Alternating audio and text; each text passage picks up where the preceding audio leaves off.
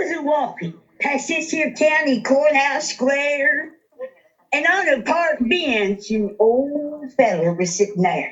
And I walked up to him and said, "Hey, feller, your old courthouse, it's a mighty run down." And he said, "Well, yeah, but it'll do for our little town." I said, "Yes, sir, but your old flagpole, she sure is a leaning a bit. And that, sir, that there is the right there, this old flag you got hanging on it." And he looked at me and he said, "Honey, I think you need to have a seat." So I sat down. He said, "I reckon this here's the first time you've been to our little town. You see, honey, the folks around here, we don't like to brag, but we just happen to be mighty proud of that ragged flag. You see, darling, she got that little bitty hole there the night that General Washington up and took her across the Delaware. She got powder burned the night that Francis Scott Key sat watching her and he was a writing. Oh, say, can you see? Why, she got cut with a sword down there in Chancellorsville. And she got cut again up there on Shiloh Hill. She got that big old rip down in New Orleans when Packingham and Jackson went tugging at her seams. Why, with Robert E. Lee, Beauregard, and Bragg, that old south wind blew mighty hard on that ragged old flag. Why, she nearly fell at the Alamo. But, honey, beside that Texas flag, she waved on.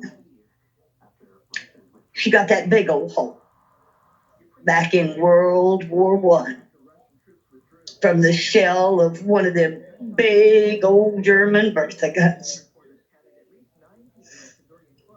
And, honey, I seen her turn blood red in World War II. And she hung limp and low a time or two. But she went to Korea. And she stood right beside them young boys over there in Vietnam. And proudly, she did 100 days in Saudi out on the burning sand. You know, baby, that old flag, she's went everywhere she's been sent by her Uncle Sam.